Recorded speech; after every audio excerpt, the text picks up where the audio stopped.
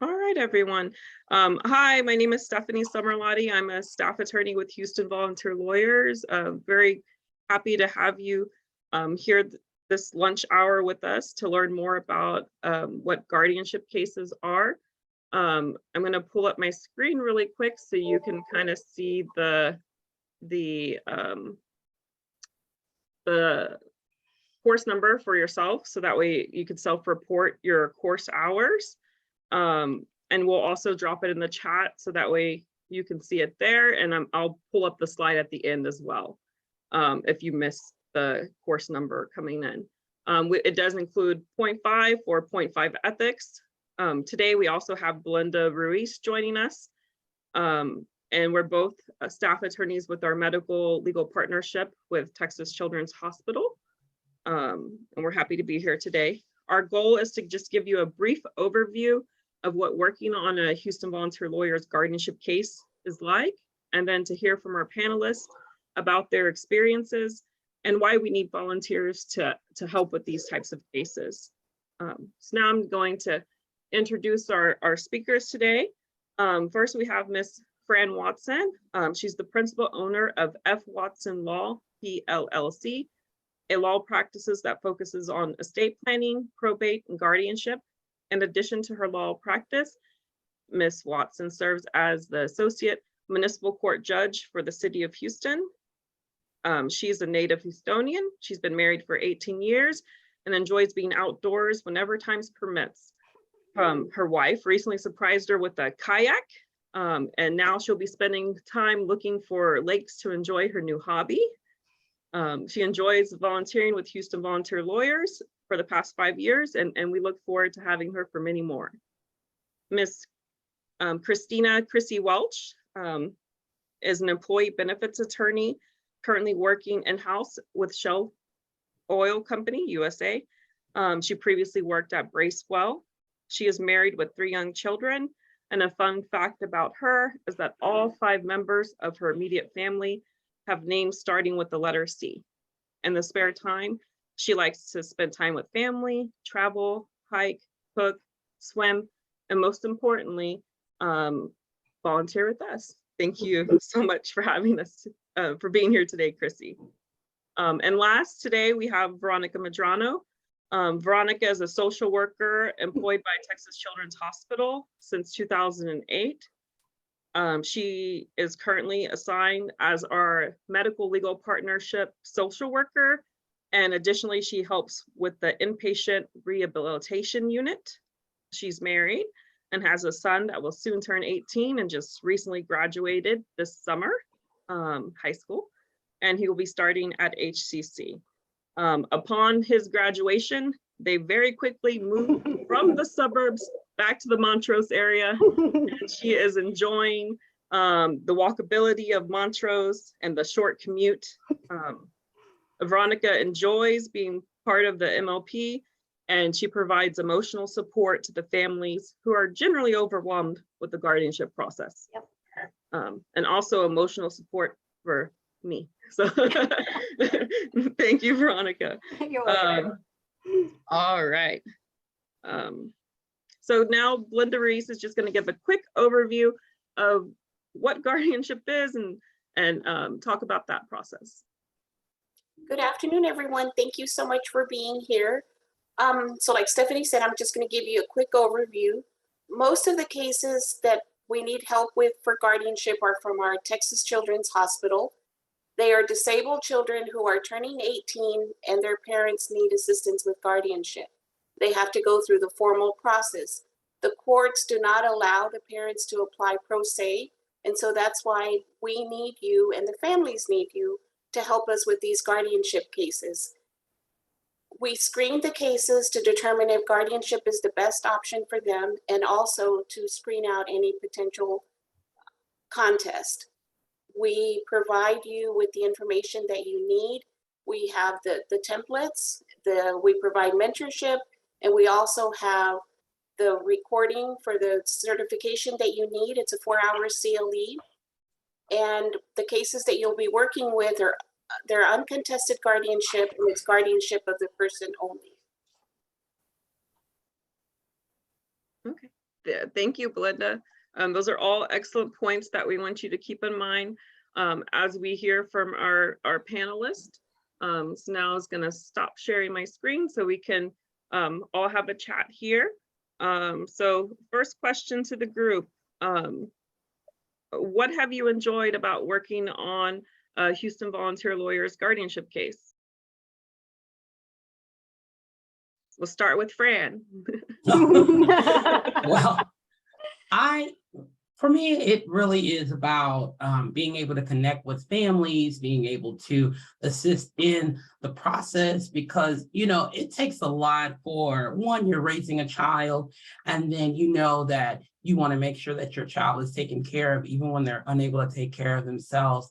And if there's a way to get assistance to be able to help families be able to continue to provide the care and provide those resources, and I can have a little part in that, then, I'm happy to do that. And so that's, I've learned so much about families, watching these children like laugh and this, and just really seeing the heart and just seeing the emotion involved, and just knowing just when they're, they're a little nervous, and the parents are nervous, but once they get those guardianship papers and you can just see the relief, because you've already seen them take care of their children. You've already seen them make sure that their kids are cared for. And now that's one less stressor for them, so they can continue to, take this on and make sure that their babies, they grow up, but they're still their babies. Their babies are taken care of. Yes, all excellent points. Chrissy, what have you been enjoying about working on these types of cases? Yeah, thanks, Stephanie. I think really similar to what Fran said. You introduced me as the employee benefits attorney for Shell. While I love my job, I don't have the interaction and the impact on an individual person that I get to see in that role. And so doing something that is so personally impactful and meaningful by doing work like this, along with the fact that you have the support of, they say it takes a village, and it really does take a village to do this type of work. You see all five of us up here, every one of us would be involved in a single case, supporting in a different fashion, right? But I think the personal impact that you make is so impactful and also so appreciated by that individual. It's not lost on them, because there's some work that pro bono clients need that's very transactional. They have a tax problem or, something like that. Or maybe they even have a personal case like a divorce, but a divorce is not something that you ultimately, well, maybe sometimes you look forward to it, but it's pretty hard, right? In the guardianship case, it's typically something positive. You're looking for some validating paperwork so that you can continue doing something, like Fran said, that you've already been doing for years and years and years, right? And it's almost like this sigh of relief. So my very first experience, my guardianship case, was actually not a child. It was a husband who'd been married for almost 50 years to his wife, who began to show rapid signs of dementia, and she deteriorated very quickly. And we got the guardianship paperwork over her. And after he got those papers, for 4 years, he never missed a Christmas, a Thanksgiving, or a major holiday without sending me a message to tell him how much he thanked me for the work that I'd done, and how he thought about that impact all the time. And she recently passed away about 6 months ago, and he sent me a copy of the bulletin from the service that they had for her, and really, really nice words. So I think that shows the level of impact of this type of work. Yeah, absolutely. And the fact that he kept up with you, it shows that you had a great impact on his life. And that's wonderful. And thank you for that. So I was going to move over to a question to Veronica, just kind of thinking like Fran's point about I'm their parent. I've been taking care of this child my whole life. Now that they're 18, what's different? Why do I have to go through this process? And so the question to you is from the medical standpoint and from the hospital, why are these children having to go through this guardianship process? Yep, I think it's a big surprise to them that this is something that they do, and that they need an attorney to do it, and the expense behind it. And for some families, they wouldn't be able to attain guardianship without MLP. So yeah, it's I think when they find out, there's some disbelief, and I think they need repetition. But but even if you let them know that legally at 18 years old, you know, all our rights are as an adult and we can make decisions for ourselves, and they don't see that happening for their child. So why them, and why do I have to acquire this extra expense to get this done legally? So we just kind of talked through that process, and the emotion behind that, I think, is just fear and how am I going to get this done. But medically speaking, like you said, Stephanie, at 18, you know, our parents are no longer able to come into the room with us when we have doctor's appointments. They're no longer able to access our medical information. And if the parents don't have guardianship, that can become a barrier to transitioning to adult care. There's some adult providers that won't take our patient without a guardianship. And it's not uncommon for us to get asked for like a letter saying that they're on the wait list for guardianship and that this patient does need guardianship. And so we provide those letters to our social workers or to a doctor's office that will be taking on that patient.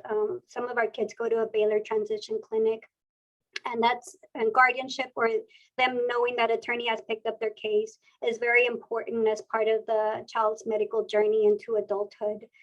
Because Texas Children's, it's a pediatric hospital.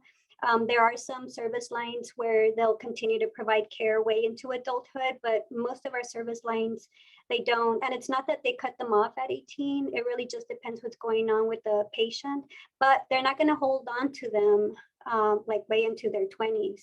And so we try to catch them early and start having conversations with them about guardianship, and the social workers that work with the families. And again, Stephanie had mentioned that I'm assigned to the medical legal partnership, but we have social workers all in different areas of the hospital, and they know to talk about guardianship and to screen for them to see if they're MLP appropriate.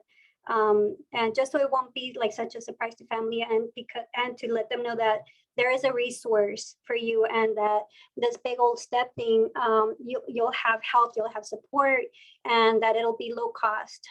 So that's really huge for the family. Also, and you all may know this because of your personal lives, but the different hospital systems have like an electronic way to communicate with the providers. So we have something called My Chart, and once a child turns 18, parents lose access.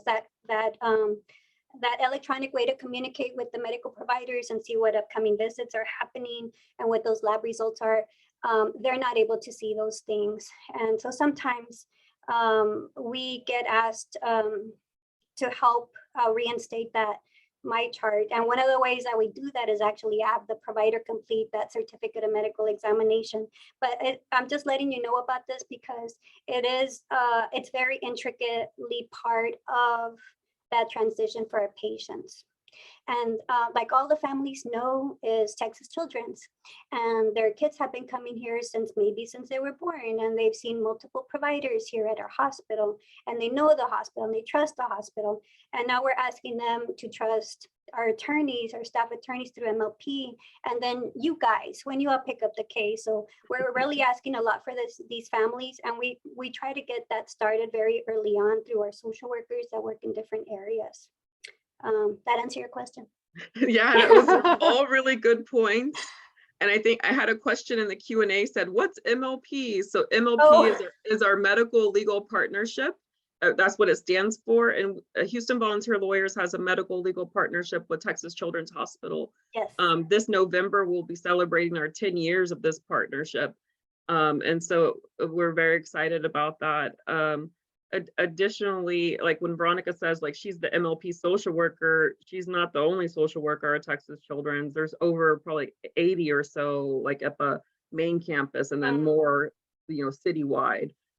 So very involved in that way. So I think everyone understands that it is important for our families to have an attorney help them through this guardianship process.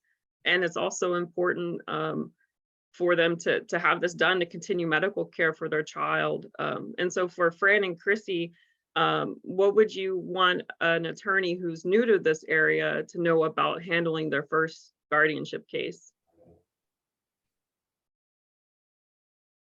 You want to take it, Chrissy? Go ahead, Fran, I'll follow you. Okay.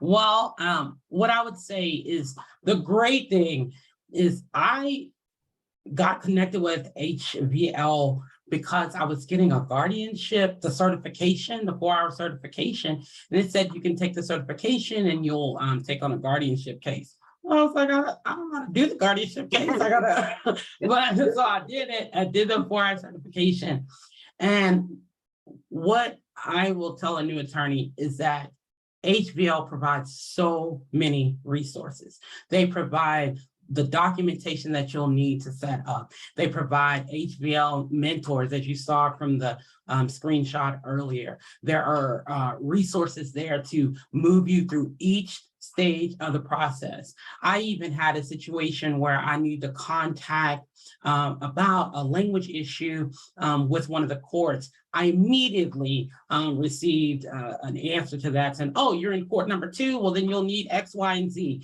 And I said, oh, okay. And so it was just knowing that you're not in this alone. As Chrissy said, everyone on the screen is a part of the process. And so I would say that this may be your first guardianship case, but just know that you're not walking into this first guardianship case by yourself, that you're going to have written resources, you're going to have attorney mentor resources, and that with this being guardianship of the person only, you will be able to move through this process pretty smoothly with the families. And this pretty smooth process is going to have this lifetime impact on the families. And Fran, while you mentioned something, I just kind of wanted to follow up with that. You had talked about like language support, and a lot of our families sometimes don't speak English as their primary language. But HVL, we have some resources for that. But what's been your experience in working with clients who don't primarily speak English? So I've taken on a few cases with HVL, and I would say that 80% of the clients that I represented are Spanish was their primary language, and English is my primary language. And so what HVL does, they have access to the language line, and what the language line shows that people that need assistance, language is not going to be a barrier for families to get that care. And additionally, the language line and the services that HVL provides an on-ramp to attorneys who may have been nervous to say, well, I can't take on my office is not bilingual at all. But yet I've been able to help families where English is not their primary language and Spanish is not mine. And yet I have that on-ramp. They have a barrier they don't have a barrier of entry, and yet the guardianship was able to be completed. Families were able to be taken care of. And so for me, I have, because of this, in my practice now, I have been able to implement and use the language line, and knowing that I'd be able to help families. And so that is one of the major things, because I was nervous, because when you go on to Houston Volunteer Lawyers, they have the list of all the cases. And so you go through the cases, and then it even says what the primary language. And so I would skip Spanish. And then I was talking to one of the attorneys, and they said, we have a language line. I saw these documents that said the language line and what you would do. And I said, oh, so then after that, I was able to do it. So now I'm very appreciative of it. And so if there is a hesitation of anyone that's thinking about this, just know that there is an on-ramp for you, and HVL makes sure that there is not a barrier of entry for the families. Thank you, Fran. And yes, we do provide support when we can with the language line. And then also we have additional in-house support as well through one of our guardianship coordinators if you need help with like logistics and things like that. So please don't let that be a barrier from helping a family, because they really need this process to take care of their child. And so Chrissy, just kind of moving back to you about what would you want an attorney to know about taking a case for the first time? Yeah, well, I'll actually present my answer in a different order because I'm going to hop on to what Fran was just talking about from a language perspective. People from all backgrounds and all languages need this help. It's not just people that speak your language or look just like you, right? And I fully agree with what she said. And there is support out there, and it works beautifully. And maybe a reminder to us, the lawyers in particular, we have a particular privilege in the fact that we have a network of people that can help us, and we have our fingertip on resources. We may not know the answer, we may not be able to speak Spanish or whatever the chosen language is, but we know how to find the help.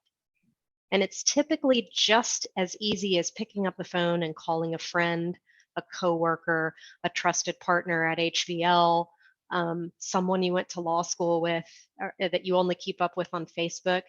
And 99% of the time, that person responds immediately and wants to help you. And so I'll tell you the story that last Tuesday, I met with my pro bono guardianship client in my office, and my already lined up Spanish translator was ill and Oh. told me that morning, and I was in bad shape. And I said, well, we've got language lines, no problem. I've used them before, not in a guardianship case, but I've used them in a tax case.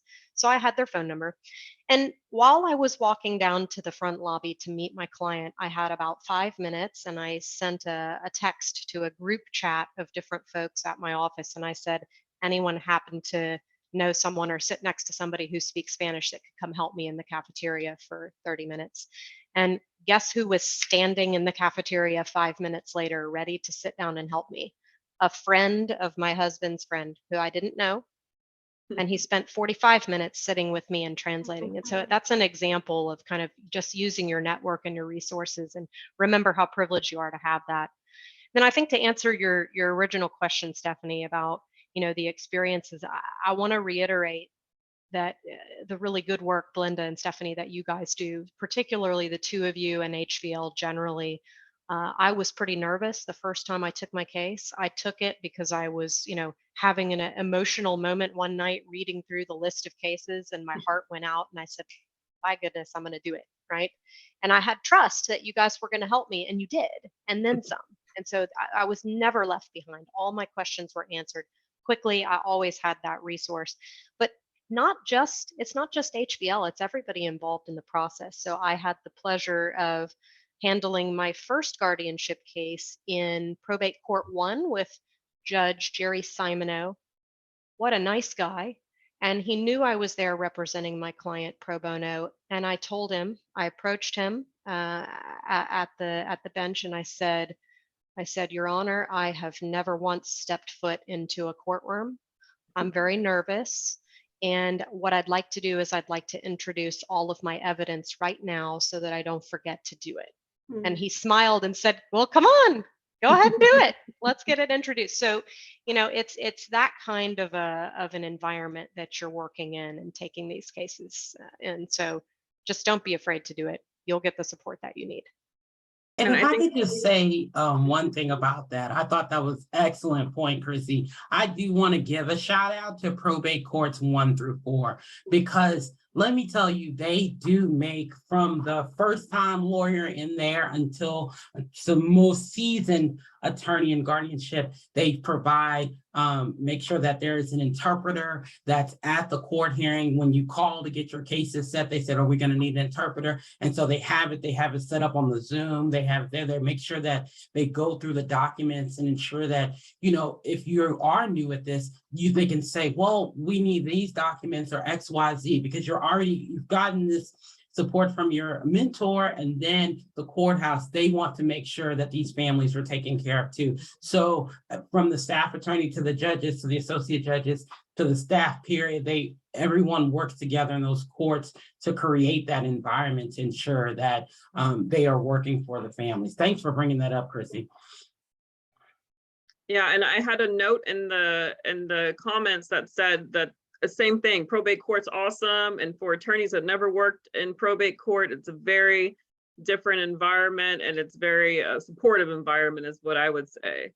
And Veronica, as we're talking about support, what type of support do the social workers at Texas Children's kind of provide the lawyers and the families as they're working through this process?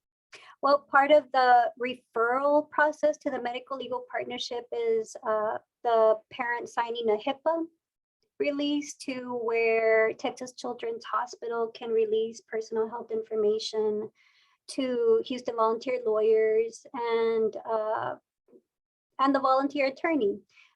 So we are able to communicate with the volunteer attorneys, and we have access to the providers, the medical providers. If you're having a hard time contacting the family, we can see what other phone numbers we have or emergency contacts we have for the family, or see if there's any upcoming medical appointments where we can catch them when they're here. And if there's any missing information or a document that needs to be signed, but you've been having trouble getting a hold of the family and having them complete and submit, again, we can try to catch them when they're here. I think sometimes our families feel more comfortable coming to the hospital. I've had them like stop by and like I'll have a document ready, like maybe Stephanie or Glenda or a volunteer attorney needs something that's signed or completed. And the family feels comfortable, even if they don't have an appointment, just coming to the hospital to complete. And so it makes those transactions easier. I speak Spanish. And so I think sometimes that helps when the family is stronger in Spanish. Also, where we sit with the medical legal partnership, we have a conference room that we use, we can reserve. And we'll meet with families there too for any guardianship trainings that they may need to do, or hearings. We've had some virtual guardianship hearings. So I think us as the social workers kind of serve as a link to those families if you all need like any help. And I'm familiar with the program. And I can provide support to those social workers that are working maybe more directly with the family, whether it's inpatient or in one of our clinics. I can guide them through the process the way our MLP attorneys guide you all through the process. I do that for our social workers. So just another person that's part of the team, another person kind of linking you with their families and hoping that things go smoother. And Veronica, speaking of the hearings, yep. Veronica's never been to the hearings before, but since it's virtual, we actually had a family come in and have their hearing, and Veronica was there to help with the initial translation for the family. And what was your impression of that hearing? I think I was going to go into notarize or something. And so I really didn't expect like to sit in, and I was like, what? And so I took it also as an opportunity to educate myself, since I'm the medical legal partnership social worker, and I know social workers come to me with questions about this kind of stuff.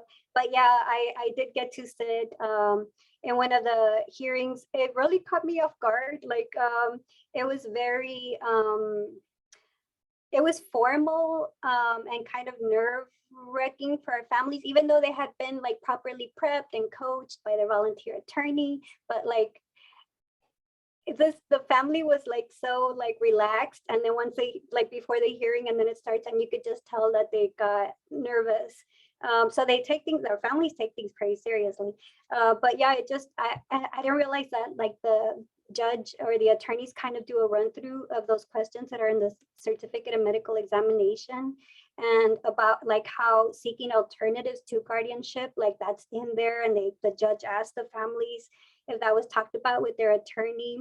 And so like there was that part of it, like the logic part that I was learning stuff, and then there was like the emotional stuff that I was not prepared for.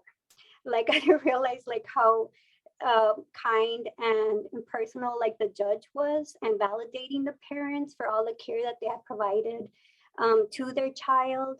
And it was almost like the parents were adopting their child. And like I caught myself like getting like teary, and the parents were getting teary. And then I think like towards the end, like everybody just did like a group hug and stuff, because it really it's a ceremony. And it was very happy, it was very joyful, and it's a big deal. Like, I don't think, I think that should be like the takeaway here. Like, it really is a big deal because you're helping them basically like adopt their child. And there is like a great sense, like Fran said, of relief and just joy, like in the room. And I would not have known that side of it if I had not like been here for it. So it was a really great opportunity. And that was surprising that for me, for Veronica to see that, because I'm just the lawyer and I'm like going through these questions, X, Y, and Z, and then to stop to appreciate the emotional impact it was for the family. There were And how some grateful questions, they right, were. Stephanie? Like where I would look at you, like I was like, They were just so, we were just, everyone hugged, which was nice, right? Like that's how happy that and relieved they were that the process was done. And I know we're like at 12:31, so any final notes that Chrissy or Fran would like to give to our group here? I think a shout out to everybody on the screen here and the participants for being interested enough and listening. And Stephanie and Belinda, thanks very much for organizing this because the work is impactful. It's good to share that impact with others.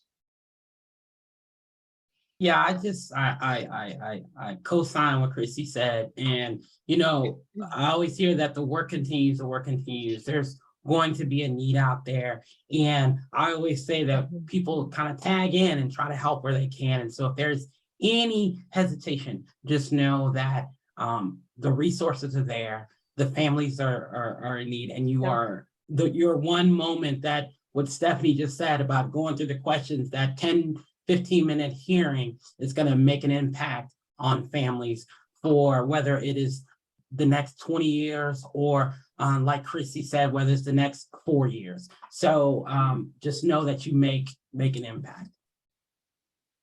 Great.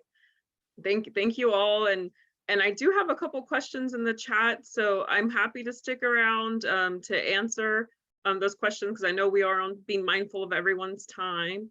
So if you have to sign out, please feel free. But I'll just go ahead and answer a question here. Please see. Oh, someone was asking about the time commitment, about taking a case, the time commitment, if it is your first case, I would estimate, just because I like to read everything and know everything. So there is a 4-hour CLE requirement. HVL has that 4-hour CLE that is pre-recorded, so you can watch it at your own time. And we have the instructions on how to get that certificate that's required in Texas in order to even file a guardianship case. So we would be happy to give that to you. It's a great place to start. It's going to have it has your basics. It has your hour on alternatives. It has about the role of the ad litem and a really nice judge panel as well, from the probate court judges that kind of answer some frequently asked questions as well. Our tentative date, if you do want to get the live version this year, is October 21st. So more information will be coming out for that. So watch in your emails for our new certification CLE. But I would say time commitment, new to the area, I'm thinking maybe 20 hours is what I would guess. I know Fran terms them through fast, but well, that's because y'all already have you've already gotten the medical certificate from the doctor, you've gotten everything. I think the only time that we had a delay is one of the families, they were going through a divorce. And so one of the spouses had moved to Puerto Rico. And so we had to get some time to get him served or find him. But that just caused a slight delay. But then other than that, we were able 20 hours, I would say 20 hours. Yeah, and she's Lon Wen, she's one of our superstar volunteers. She said 5 to 10 hours max, but I like to be realistic for, like, if you're a transactional attorney and you've never done anything, then yeah, maybe it's gonna take a little longer. But with anything, right, your first one's gonna take the longest, and then you could be able to move through. Yeah, I was going to second that, Stephanie. I'm the transactional lawyer, right? And it probably took me about 20 hours for the first one. But you know, that included the CLE, that included filing the first application incorrectly the first time and having to redo, you know, all of those You little got it. things. The second time is radically different. Exactly. And we know that. And so if you tell us that, Yeah. like as your mentor, then we'll hold your hand and ask those, answer those little silly questions that you feel like you don't want to answer. No, you ask them. And then, because I want to teach you, so the next time, you know, you have a better idea of what's going on. Yeah. Just real quick. So like that's time commitment, but as far as a case from getting the case to filing it in court and getting the case finalized, that I would say can be a minimum, I would say 4 months to 6 months, right? And then some can take longer if just depending on different things that may come up, because I'm thinking time-wise that way. Oh, yeah, because if you get on dockets, we have to get on the court's docket. We have to do, yes, there's the posting periods and things like that. Yeah, exactly. And so I always tell the clients, like, in a perfect world, if we file your case today, it would be 3 to 4 months. And that's why I say perfect, right? Because there has to be like nothing going wrong. All right. Someone asked if we handle contested cases. The answer is no, we don't handle contested guardianships. We try to screen out any potential contested cases. I've worked with HVO for 12 years and I haven't had one turn into one, but you can never say never, right? But we can work through that, but generally no. What are the general criteria to prove up an adult guardianship, to have a determination for the need for guardianship? I think that's a good question, and I think you might be thinking about alternatives to guardianship versus actually moving forward with guardianship, and that's part of Belinda and I's job as the staff attorneys. We try to take good care into seeing what's best for this young adult, right? Is because formal guardianship is the most restrictive, and now we're looking at it in Texas as the last resort, right? Not the first one. And so we talk to the parents and we do part of what we call like a capacity screening to see, are there alternatives to guardianship, which would include something like a supportive decision-making agreement, a medical power of attorney, a statutory durable power of attorney. And if so, we help them that way. So our hope is by the time it gets to you for a guardianship case, we've already been through that pre-screening process. If we have questions, we're not 100% sure, we will maybe make a note of that in the note. And my best advice would be is whenever that medical exam is done, that the doctor is filling out, is to really review that to make sure that there's not anything weird. Like, are they saying that this person can vote and drive and get married? Oh, why are we seeking guardianship? We might need to step back at that point and kind of reassess what the case is. Belinda, did you have any comments on that? No, because like Stephanie said, we do our best to screen them. There are some that might be a little in the gray area once they get back to the doctor. But from the initial point, we try to make sure, we've communicated with the doctors on those gray area ones. But every now and then you may get one where the doctor is saying something that maybe we weren't expecting, and the family is not sure either. And so, but we help mentor you through that. We go over it with you, and we look at the certificate of medical examination, and we go over it and talk about it, and just to make sure, and give you suggestions on what to do. And I have a specific attorney. I don't want to call your name, but here's my email. Feel free to give me a call or to email me, and I'd be happy to send you the link to the course, because he's asking more details about the guardianship process. We do have something that I think is pretty nifty. It's called our guardianship checklist, and so it's steps 1 through 13 that you can go through and check off all the steps that you're doing for the case. So I would, that helps guide you through the process, and along with our sample templates and other resources that we have. So go ahead and give me a call after this, or send me an email, and I'll be happy to set up a time with you to go through these questions. All right, so here's our information, and just for everyone, if anyone joined late, here again is the course number. And we really appreciate you attending today and sticking around. Yes, thank Thanks you. for hosting. Thank you to the panelists. Yeah, thank you. Yes, thank you to the panelists. And to the attendees. Thank you so Yeah. much. Yeah, thank you. Thank you all. Have a nice weekend. Thank you. You too.